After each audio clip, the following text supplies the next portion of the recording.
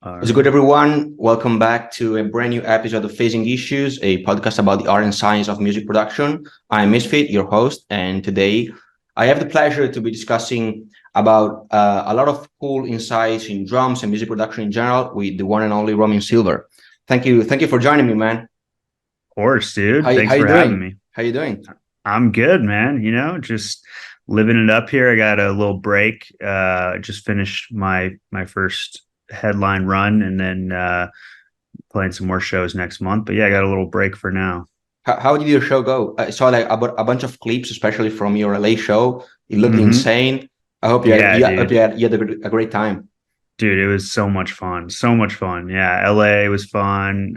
San Francisco was fun. Chicago was a good time. A lot of good fun shows, meeting a lot of cool people. That's so cool, man. Yeah. All right. One of the things that I love about your music production style is the way you program and process your drums. Mhm. One of the biggest debates is whether you should synthesize or sample your drums. There are many tools you can use, but what are your go-to ways of programming drums, and of course, like what you think are the pros and cons in synthesizing drums versus sampling?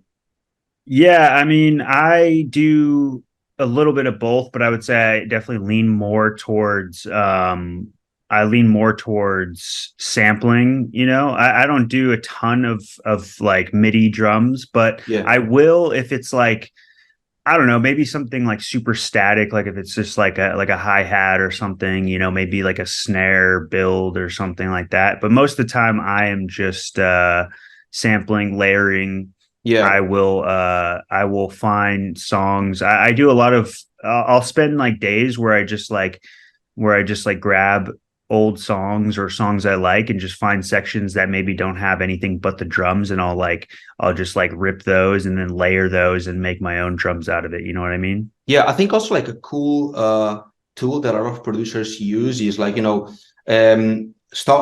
and plugins like Addictive Drums that hmm allow you to, use real drums, but also actually, play with the character of the drum itself. So it's a bit of both between designing drums and using hmm already existing drums. So I think it's a good tool. Also, like one of the things I love about your drums is how you manage to make them feel real, but also hmm loud and like plastic in the best way possible. I think hmm it's a good combination. It's definitely one of the things that makes you unique in terms of production. And For yeah, sure. I love your style. But Thank you.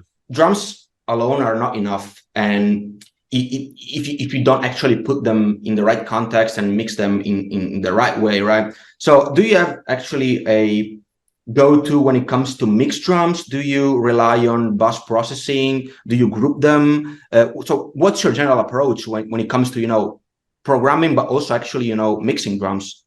Yeah, I do end up grouping things like I'll group things at first it'll be like, just kick, and it'll be like a layer, all these layers, snare, a bunch of layers and everything, and then I will group them and just put like glue compressor, maybe some other multi-band compressors.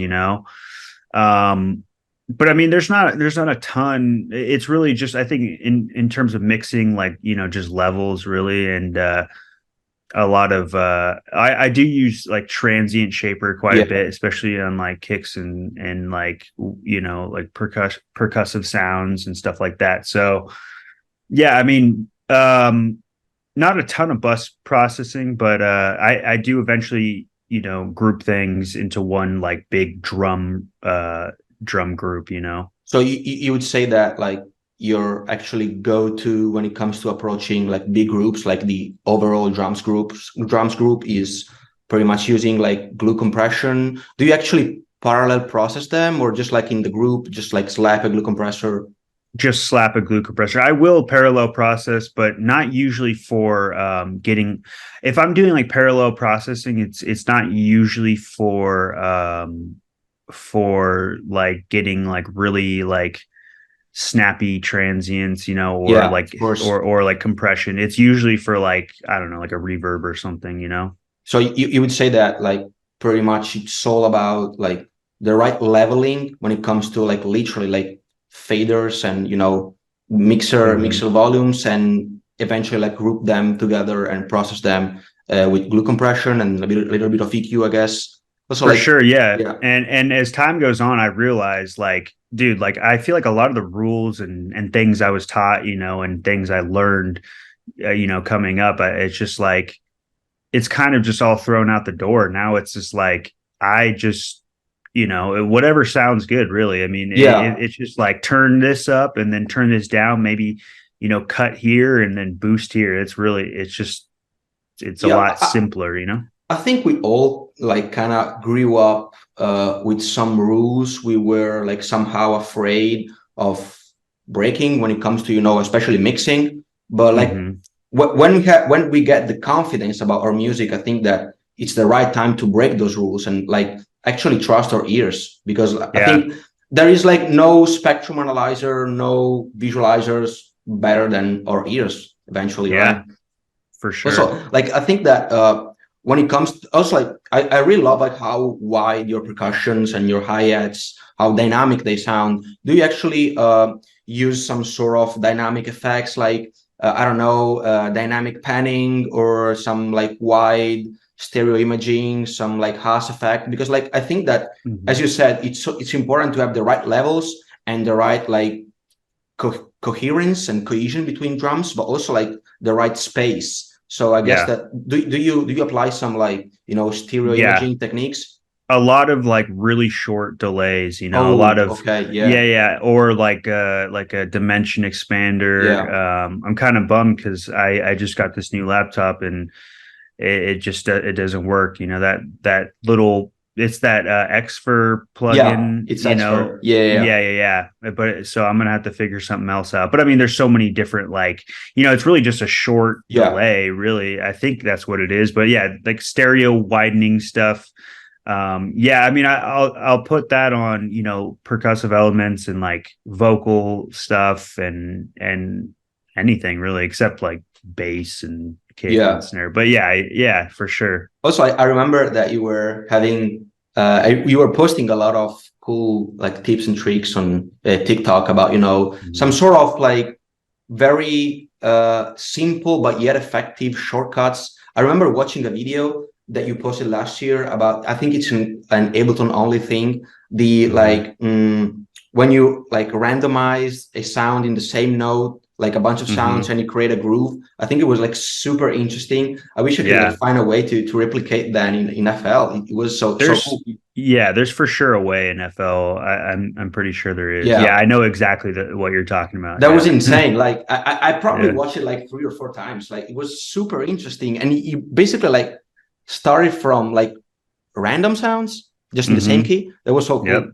Yeah, I think Yeah, actually, dude. when it comes to like mm, uh, the creative aspect, I think that also the uh, like randomizing stuff can be a cool tool, to get something, if you're especially if you're like stuck in, I don't know, some sort of writer block or something like Yeah. that. Yeah, 100%, dude. That's what I do like a lot too. I'll just like run shaper box through I love that. I love that. dude. Yeah, that's what I do for Insane. everything. If I'm stuck, I just throw that on, and then just try and, resample and get a bunch of weird sounds. I love that. Also, Yeah. we've been talking about, compression and like actually group compression. And I've been using a lot this technique called clip to zero, which is pretty much like a way to maximize the loudness of your track, but also like uh, keeping your transients somehow safe. So like the and of course like you can do like a lot of stuff with clip to zero technique, but I wanted to like put that shortly. But so like my question is, it's like Mhm. again another big debate. Are you are you like do you prefer like limiters or clippers when it comes to finalizing the stage of your production, especially in groups? Because I've been using clippers a lot, not only on my master but also in groups. Yeah. I mean, I think if I'm grouping things, I'll definitely use like soft clippers Okay, and yeah. stuff. Yeah, I actually don't use a lot of limiters Me except neither. Me for neither. yeah. It's just I don't know. It's just not something I do. But I mean, on the master for sure, I'll have like a limiter. That's like the only time I'll ever use a limiter.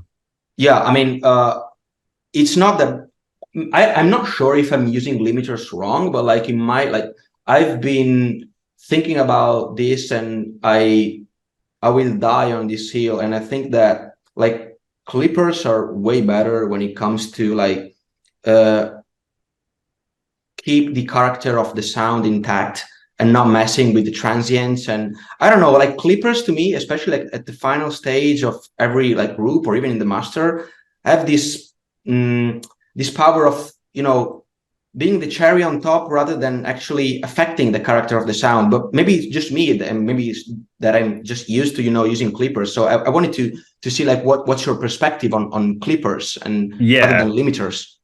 for sure. I mean, I don't even like I said, I don't really use limiters, and like sometimes I don't even know the right like application for them. Yeah. I'm just like I'm like, am I supposed to throw a limiter on this drum bus here? I don't know. Like, a lot of times I'll throw like I'll throw like just like the Ableton stock limiter, and I'm like, man, this sounds way worse now. I don't know. It just yeah, maybe I don't even know what I'm doing. So that's what it is. Maybe I just have no clue what I'm doing. So I'm like, okay, well, I'm gonna do something else. I mean, I think that sometimes it's like some sort of placebo effect we do have when we're like making music, especially when we're mixing, that if Mhm. we think that by using some specific plugin our track will be like better or worse, Yeah. then we start to believe that the track is better or worse, which is Right. Right. which and it might be like completely false. And I don't know, it's just like some psychological shit that producers Hmm. go through every day. Yeah. But yeah, speaking about like creative aspects, because again, like having the limiter or clipper can be a creative choice. I wanted to ask you, what's your, again, like speaking about drums and the way you can create, synthesize, or just process and mix them, what's your favorite plugin? If you have to think about, it can be even like an Ableton stock. What's your favorite Mm. plugin? Favorite plugin? Yeah, I mean, probably some of the Ableton stock plugins, probably Saturator for Yeah, sure. yeah. Saturator and Glue Compressor combined are lethal. If you use both Saturator and Glue Compressor, throw that on some drums. I mean, you're setting yourself up for some fat drums for sure. But other than that, there are some new plugins that I've been using. There's this plugin I got not too long ago called Cassette, and Okay. yeah, it's like a tape emulation plugin, but I throw it on drums, and sometimes I'll throw it on the entire track on the master. But you have to be careful because it'll definitely there's like a lot of static. You have to like turn the static knob Okay. down, but I throw it on drums and it will give them, if you go through some of the presets, you tweak some of the parameters, you can get like a really like dusty sounding like old Oh, school, it sounds really cool. Like you just go through some of the presets even, yeah, and is you'll it get some. is it something similar to RC20? Something like, Exactly. It's very similar, okay.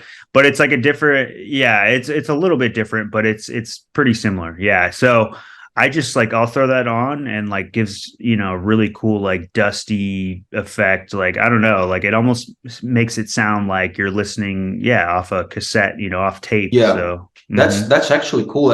I've heard of this plugin, but I've never tried this, and I might have a yeah. look at, because sometimes, again, especially if you're like dealing with like heavier genre, like you can tell that drums are synthesized. You can tell Yeah, that drums are like not real. And I feel that it's important to bring back that real effect, even if you're like making heavier genre and like I would say more plastic genres. So I think it's a good tool to emulate those cassette tape, and it's very interesting, and for sure. I gotta try that absolutely. So I actually wanted to ask you another thing. So you know, I remember like the first time we met in real life was in 2019, I think, if I remember correctly. Yep. And uh, you were telling me about the way that how you love to resample things, to Hmm. resample like even like a bad idea, just resample that and make a new one out of maybe just like a tiny bit of sound that you exported, and it's a cool approach. So uh, this implies also like a lot of technique and a lot of good taste. So my question is, what would you say is your most sonically complex song that you made? The one that you say, okay, this is like crazy in terms of like not only sound design but also like the process and how I made that. Hmm. That for example, that a song that took you a while because you were like so picky and so, you know, in the zone to make everything sound perfect and unique. So what would you say is Yeah. I would say it was my remix that I did for Mind Chatter. I don't know if you've heard that oh, one, I but remember yeah. that one. I remember that Hmm. one. Yeah, that one I was so I had like this other version of it and I was stuck on it for so long, but I really loved Mind Chatter and I was like, I want to do this remix. I got to finish it. I have to finish it. And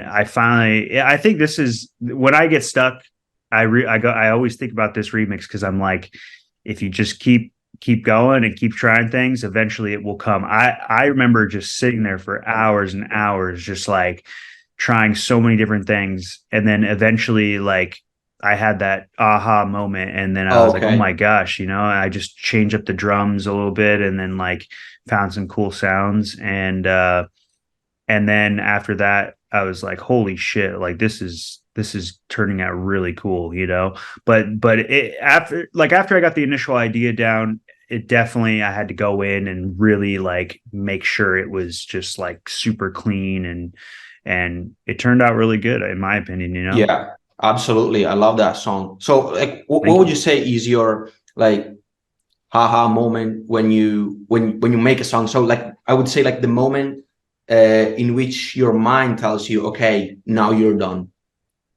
Because I think Well, it's yeah. yeah. What's general? So is it like a feeling? Is it like the way you actually are happy with the mixing or not? So what's your like haha moment? My aha moment would probably be if I'm like working on something, or if I'm starting a new idea, and then I make something, and then I get up and I'm like walking around the room and I'm playing the loop over and over Yeah, again.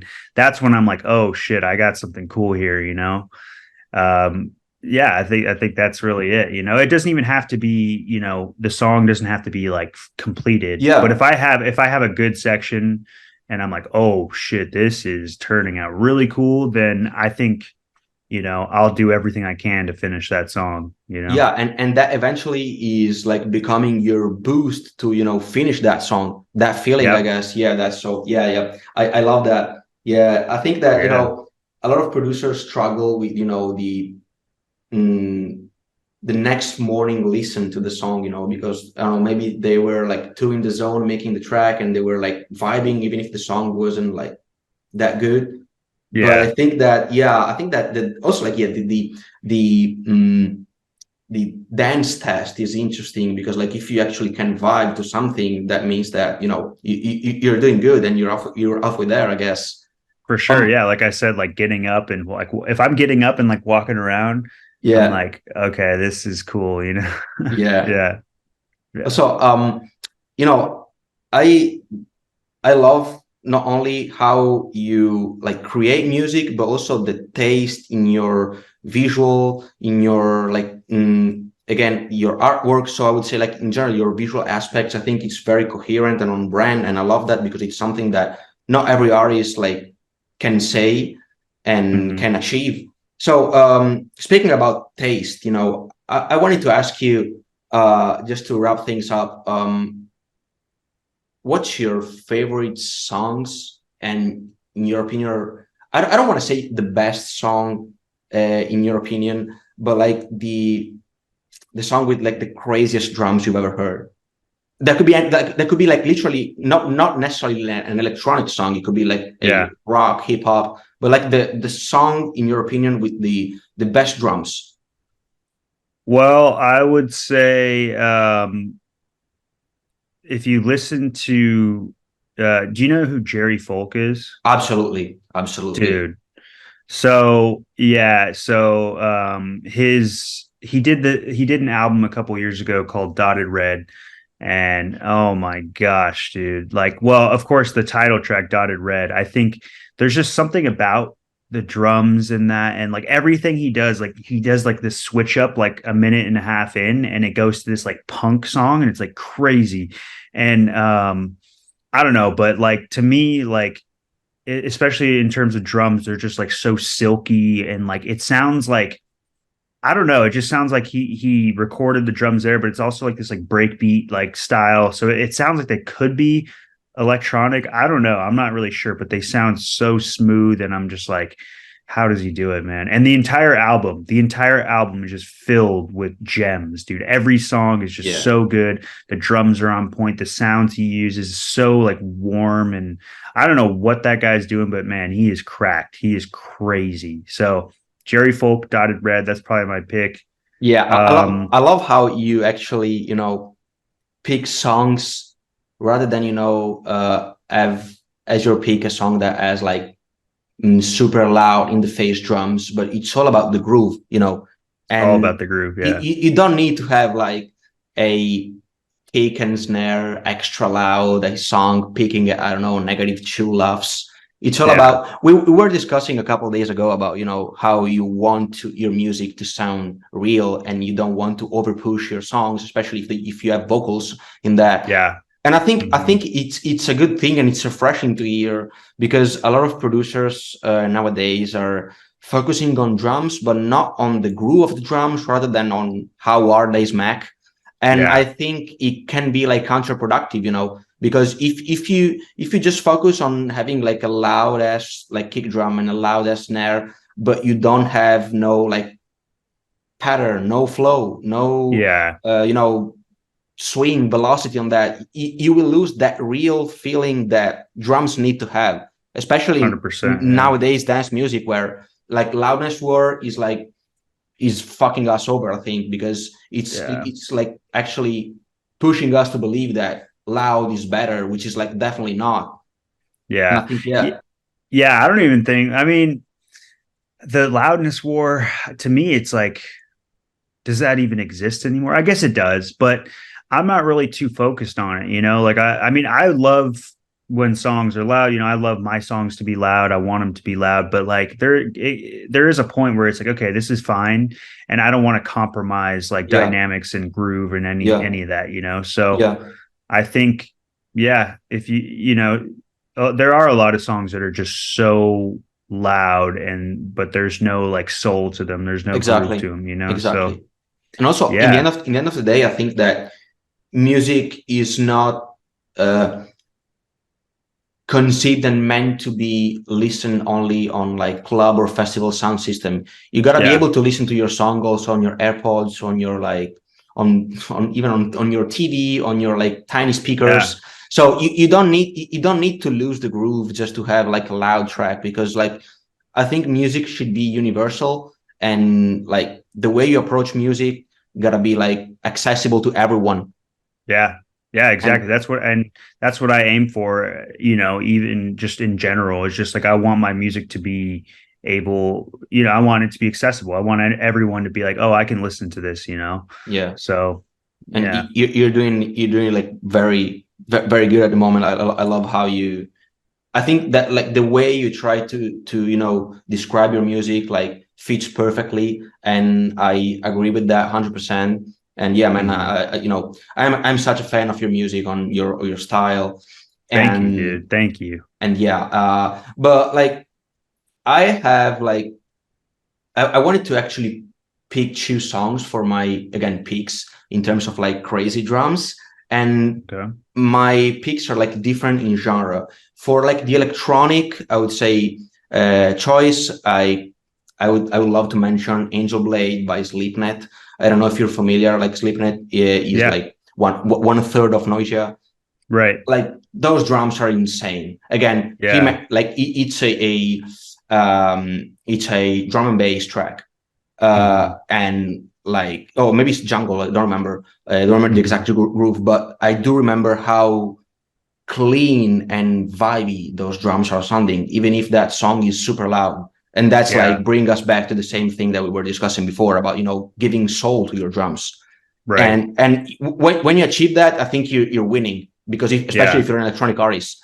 And my second pick is about, I would say, more of the flow rather than the way they mix the drums. And it's Sweet by Hmm. Brockhampton. I don't know if you Oh, ever of heard of course. that Yeah. song. So Hmm. vibey. And Yeah. dude, like I think that and I hope that like the whole loudness war thing will eventually fall down. uh, Yeah. just giving like producers and artists more room to actually experiment with grooves rather than levels. Yeah. Yeah. I think dynamics is where it's at, man. Like Yeah, having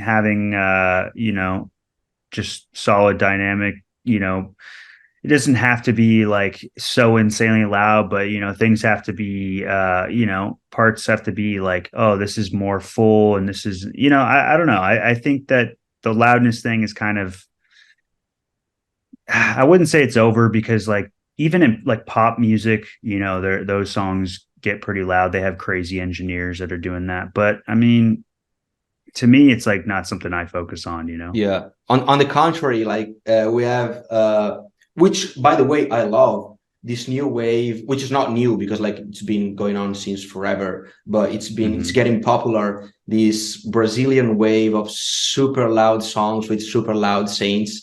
It's like Mm, interesting, but also I have this feeling that and I don't like this because I think that people are not like taking this seriously. I have this yeah. feeling that people are listening to these loud songs because like I've been talking to Brazilian people and they were saying that these songs, these drums and everything is loud because those songs were meant to be played at festivals, and festivals in Brazil, according to what I've been told are like in open spaces, so like sound system gotta be like very loud, and those songs Right. are meant to be loud.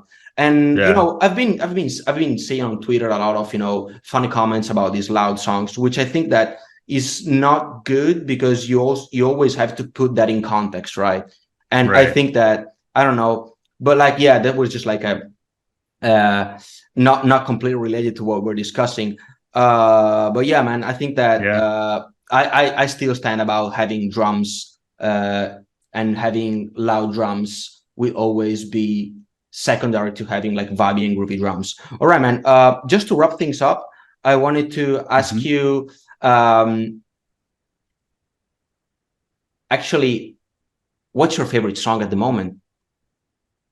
Favorite song at the moment. You don't have to think that about that too much. You gotta just like let your brain decide. Okay. Wait, I'm in Spotify. Okay. Let me You say have something. 5 seconds. Oh, 5 seconds. Okay. Well, I'm just gonna name an artist. Okay. Uh Slack and Beats. Check him out. All Ooh. this stuff is really, really dope. Really dope. Super low key. Super low key. But I found his song "It's Not Your Fault." I found that like a couple years ago, but since then he's just dropped all these really, really unique tracks. Super cool, super weird, and yeah, I think he's from uh, I don't know. He's from some weird European country somewhere over there. Well, I Yeah, gotta check near them out. you. Yo, Yeah, yeah, yeah. I gotta check them Maybe out for sure. check him out, Um, dude. Absolutely. Man, thank you so much for joining me today. It's been an absolute pleasure, and I think it was like a nice conversation. Of course, And dude. Thanks for that's having me. that's all about the groove, man. Yeah, All about the groove, baby. yeah. That's it. That's it.